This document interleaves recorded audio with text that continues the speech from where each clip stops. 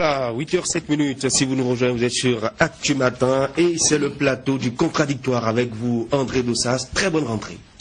Bonjour Christian, merci. Bonjour chers amis téléspectateurs. Docteur Gilles Goyi, bonjour. Vous êtes politologue, merci d'avoir accepté mon invitation. Ambassadeur Falilou Akadiri, directeur de cabinet du président de l'Assemblée nationale, président du comité intellectuel des universités de vacances du Parti du Renouveau démocratique, bonjour. Et merci à vous également. Le PRD s'est réuni ce week-end à l'occasion de ces universités d'été, mais apparemment les populations devront attendre, les Béninois devront attendre quelques semaines, voire même quelques mois, avant de connaître le nom du candidat du Parti du Renouveau démocratique pour la présidentielle de 2016. Vous avez décidé d'entretenir le suspense. Pourquoi? Bien, merci André. Et d'abord, je voudrais très humblement vous dire merci pour cette invitation et également apporter une petite, je ne dirais pas correction. Vous avez commencé par dire ambassadeur Falilou Akadiri. Et moi, je suis le docteur Akadiri Falilou, l'ambassadeur, c'est vrai, c'est mon frère. Vous avez raison. Et cela étant, la deuxième observation que je vais faire, c'est de constater que dans votre introduction, vous avez oublié de me dire bon anniversaire. En effet. Bien, joyeux anniversaire donc. Merci beaucoup. À présent, on va aller à l'essentiel. Très bien. En effet, vous avez bien introduit depuis le samedi, donc les samedis 19 et 20, et nous avons fait notre université de vacances. C'est une tradition déjà au niveau du PRD, tradition que nous avons commencé en 2006. Et que nous avons réorienté dans le fond à partir du congrès de 2012. La substance de votre question est que nous avons entretenu le suspense. En réalité, nous n'avons pas entretenu le suspense, nous avons agi conformément à notre agenda. Et c'est vrai que dans la période actuelle, et tout le monde s'attend à ce que, parce que le PRD va à son université de vacances, que le PRD puisse dire voilà notre candidat. Ce n'était ni l'objet, ni le lieu, et ce n'était pas non plus le contenu des thèmes de référence. Et je voudrais préciser aussi que les interventions de démarrage de cette université de vacances, en l'occurrence l'intervention de l'honorable Akotaignon, avait bien précisé qu'il ne s'agira pas au cours de cette université de vacances de sortir, comme dans un mouchoir, le présidentiable du PRD. Et dans l'allocution du président du PRD, Maître Adéon Bidji, vous avez certainement encore entendu qu'il a réitéré cela. Donc, ça c'est pour faire un peu le cadrage, pour dire que l'université de vacances de 2015 que nous avons organisée avait son objectif précis. Et si vous vous centrez sur le thème qui a été au cœur de cette université de vacances, c'était bien dit, élection présidentielle 2016, les enjeux spécifiques. Et quels sont, selon le PRD, ces enjeux-là, justement, ces enjeux spécifiques de 2016? Les enjeux spécifiques de 2016 peuvent être rassemblés en quelques éléments et qui partent de l'analyse et du diagnostic de ce que nous vivons depuis un certain nombre, depuis ces dernières années, et qui peuvent être résumés comme suit. D'abord, si vous observez nos compatriotes, vous allez voir que par ces temps-ci, ils ont besoin d'être rassurés. Ils ont besoin d'être rassurés parce que il y a un certain nombre d'événements, de manifestations qui traduisent une certaine inquiétude de la part de nos populations. Nos populations ont manifesté le besoin d'approfondir ce que nous avons commencé ensemble comme expérience depuis 1990, c'est-à-dire l'approfondissement de la démocratie. Nos compatriotes veulent être rassemblés. je ne vous surprendrai pas en vous disant qu'il y a des signes manifestes de fracture sociale dans notre pays. Ces signes manifestes de fracture sociale amènent nos populations à vouloir, à demander à être rassemblées un peu plus. Et je vais terminer avec les autres aspects. Ouais. Ambassadeur, oui. Excusez-moi, docteur Falilou Akadiri, je reviens à vous. On a souvent vu le président de l'Assemblée nationale, c'est-à-dire Maître Ali Mbedi, chaque fois, au cours de cette intervention, faire le diagnostic, présenter la situation du pays, parler justement de cette fracture sociale, d'un certain nombre d'éléments qui sont revenus dans son discours d'ouverture à l'occasion de cette université d'été. Est-ce que finalement ce n'est pas une sorte d'échappatoire pour le PRD pour ne pas se mouiller et ne pas désigner, nous proposer son alternative pour 2016? Docteur Gilles Goy, je vous reviens. Merci, monsieur le journaliste André Dossas. Je vais vraiment commencer, vous m'excusez 2 secondes, je vais vraiment commencer par remercier Actu Matin pour son invitation sur cet excellent plateau. Je dis excellent plateau d'Actu Matin qui me passionne vraiment. Je vais planter le décor en énonçant un principe fort en politique, un principe cardinal. Le principe selon lequel nul ne perd que l'autre ne gagne. Nul ne perd que l'autre ne gagne. Et le PRD, qui actuellement me semble le parti le plus fort du pays. Le parti le plus fort du pays, en ce sens qui n'a pas eu besoin d'alliance pour se faire facilement constituer un groupe parlementaire. Le PRD est actuellement le parti le plus fort du pays. Et il le sait. Et c'est ce qui est plus ou moins dangereux. Il sait qu'il est le parti le plus fort et se fait désirer. Il se fait désirer comme une belle femme qui le sait et fait de la surenchère. Parce que c'est de la surenchère dont il s'agit, cher Vani. Comment? Le PRD, se sachant en situation de surenchère, va continuer de faire monter cette enchère au maximum. Le PRD veut ratisser l'âge. Le PRD veut ratisser l'âge et il en a les moyens. Après une opposition colorée, c'est-à-dire polémique, de ces dernières années, le PRD veut se positionner d'emblée dans la conquête et l'exercice du pouvoir d'État. À ce titre, moi, je ne serais pas surpris que cette surenchère continue jusqu'à la lisière de la fin de l'année pour se positionner désormais, non plus comme un faiseur du roi, mais comme captateur de rente politique pour l'exercice du pouvoir d'État. À partir de cet instant, moi, je crois que ça va continuer. Et... Trois communications mobilisent cette université d'été, docteur Falilou Akadiri, et l'une justement de ces communications a porté sur le thème quel président en 2016 et pour quel Bénin. Pourquoi cette communication, cette réflexion n'a pas pu aboutir à une réponse qui plus ou moins peut fixer les uns les autres sur le choix du PRD? Merci. Vous avez bien dit que l'un des thèmes a porté sur quel président en 2016 et pour quel Bénin. Je voudrais que vous mettiez un trait fort sur la deuxième partie de la phrase. Le couple de mots pour quel Bénin. Cela veut dire que l'interrogation n'était pas fondamentalement le président. L'interrogation, c'était pour quel Bénin, finalement. Et en réalité, beaucoup de gens ne se préoccupent pas de savoir ce que fera le président. Ce que fera le président, c'est ce qu'il nous laissera.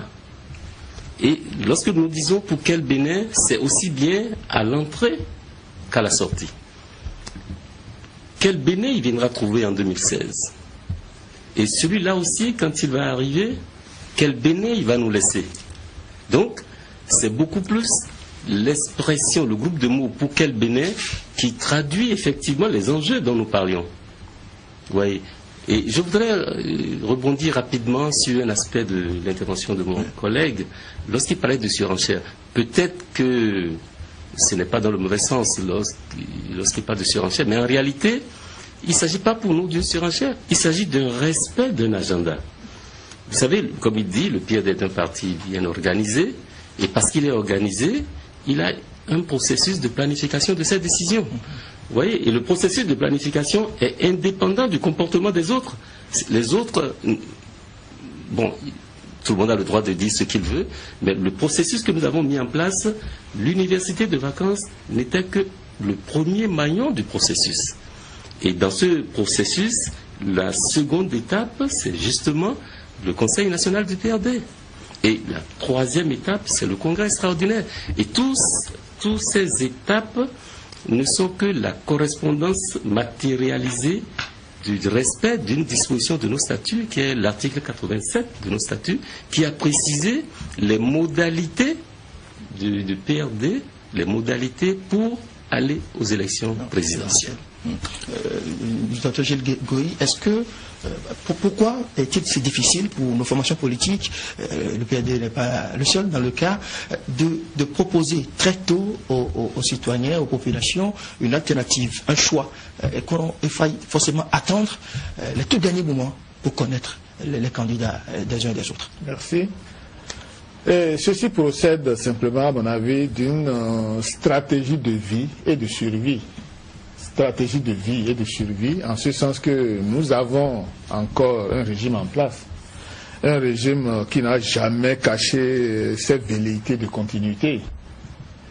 Et Dieu Tout-Puissant sait que ce régime a gardé intactes toutes ses capacités de nuisance dans tous les domaines.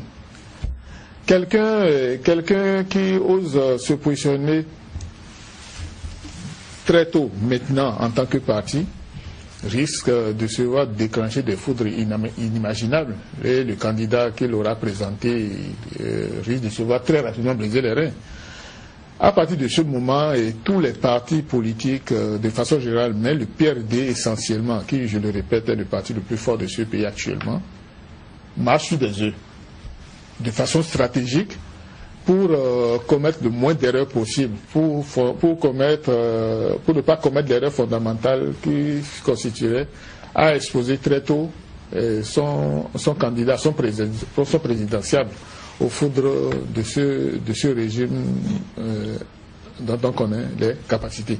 À partir de cet instant, moi je crois que, et je continue de l'affirmer, le PRD ne va pas se dévoiler très rapidement. D'ailleurs, mon frère, le docteur Akadir, il a dit, il ne va pas le faire, il ne va pas le faire rapidement, de peur de se voir ravi, de faire de se voir ravi la vedette, parce que l'expérience de ces dernières semaines a montré que ce n'est pas nécessairement parce qu'on est fort qu'on peut commander, qu'on peut s'accaparer de quelque chose.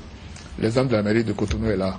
Donc à partir de cet instant, moi je crois que c'est de la vie du PRD à partir de 2016 pour fondamentalement répondre à la question pour quel Bénin, qui à mon avis peut très bien aussi signifier pourquoi faire du Bénin actuel. Pourquoi faire du Bénin actuel? Parce que nous ne faisons pas beaucoup d'illusions. La situation du pays actuellement est telle que celui qui va prendre le pouvoir en 2016, s'il n'est pas du gérant des FCBE, aura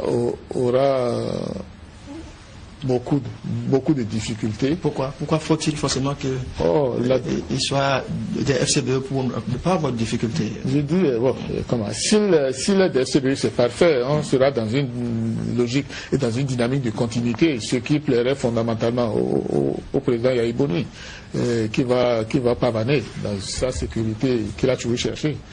Donc les erreurs, les errements, les scandales, tout ce qu'on sait comme casserole, tout cela sera rapidement dissipé, éliminé pour vivre franchement. Ce qui ne serait pas le cas, si c'est quelqu'un de l'opposition véritable, quelqu'un de l'opposition déclaré, qui prend franchement le pouvoir on va chercher à voir clair dans les situations scandaleuses.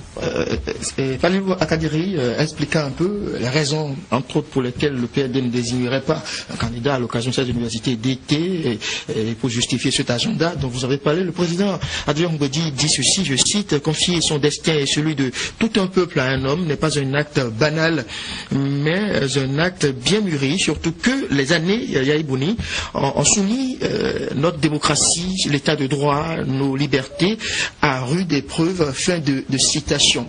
Qu'est-ce qu'on peut retenir concrètement au thème de ces universités de vacances de PAD comme conclusion? Merci beaucoup. Déjà, comme la première conclusion est conforme à ce que j'ai dit jusqu'à maintenant, où ce sont les universitaires eux-mêmes, c'est-à-dire les participants, qui ont fait une forte recommandation pour demander aux responsables du parti de respecter scrupuleusement les dispositions de nos statuts.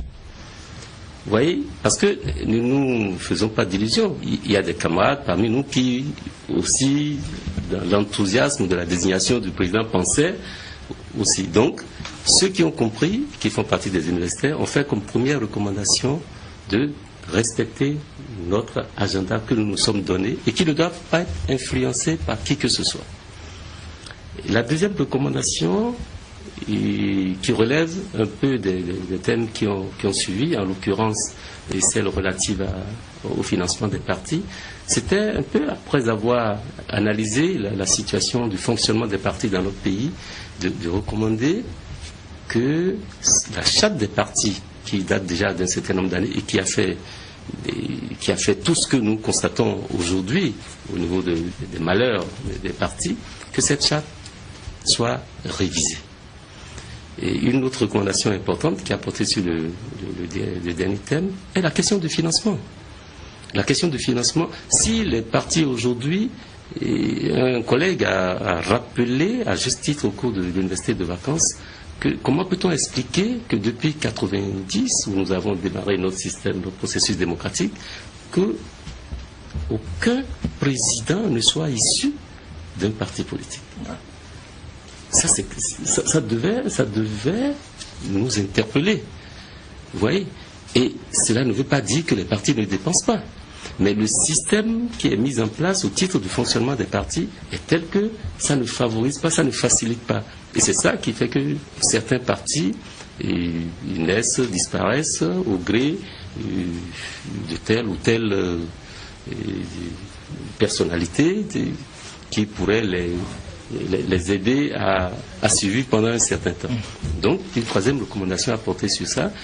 Et comme vous le savez, et pour rejoindre ce que je disais tout à l'heure, le processus de ces propositions va suivre ce que nous savons, à savoir remettre tout ça là dans les mains de la direction exécutive nationale, qui n'est que une direction de proposition, puisque son analyse n'est pas politique.